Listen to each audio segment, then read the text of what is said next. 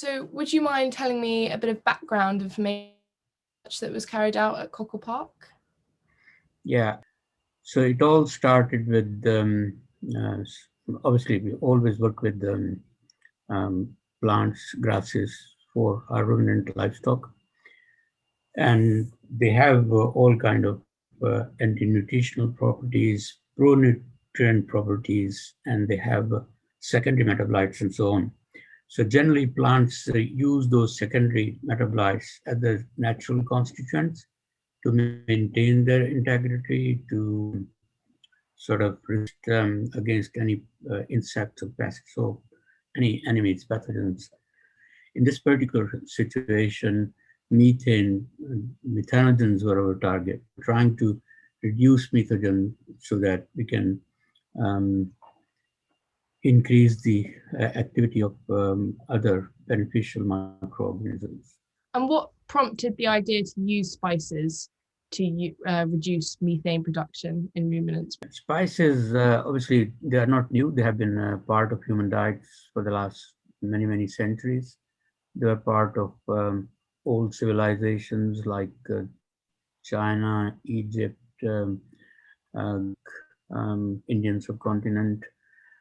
When we were not that sophisticated, medications were not available. So they were used for a variety of different reasons, as sometimes to cure gut problems, diarrhea, vomiting, and to facilitate gut actions. So that concept was not really new, but the way we used it for ruminant purposes is relatively novel. Was it turmeric and coriander that you used? Yeah, we tested quite a number of spices. 5 main one. We tested cumin, coriander, turmeric, cinnamon, clove, but we found that turmeric and coriander were most effective. Okay.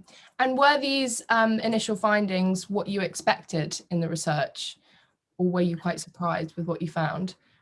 I think we were hoping to improve rumen function.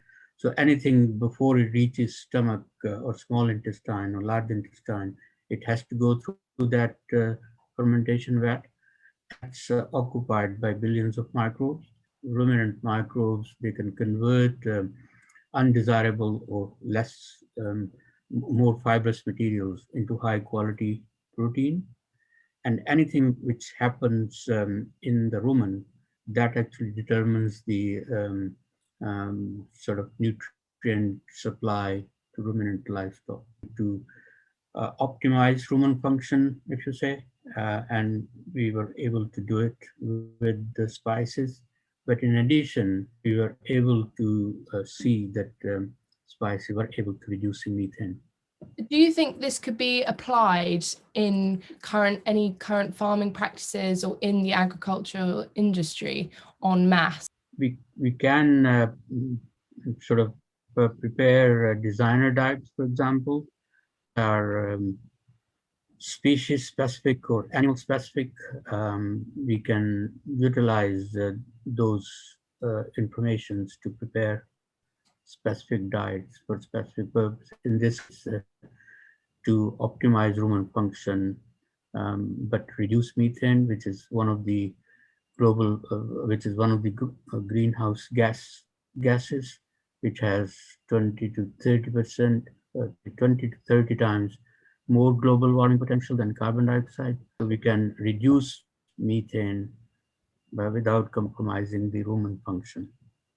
You simulated the ruminant gut, was it, in the labs? What is that, the kind of technology, the technique that you use to carry out the research? We have quite different types of those simulated rumens. We can use smaller test tube. We can use syringes, and we have batch cultures of continuous sort of culture systems, which can mimic the activities in the rumen. And articles, found an article and it mentioned something about how gas production in the animals can affect their milk and meat yield. And I was just wondering Why is that? In reality, those methanogens are also naturally inhabiting microorganisms, and rumen microbes, they could be split into protein degrading microbes, fiber degrading microbes, starch degrading microbes, and they can classify into main categories of bacteria, fungi, protozoa, yeasts, and archaea. Protozoa has much bigger mass. Fungi has a much bigger mass than bacteria in size, but number-wise, bacteria is the biggest number. So in reality, it does not affect their milk or meat production in real terms, but because they are naturally inhabiting microbes, but they lose energy. Methane is not utilized by the animal.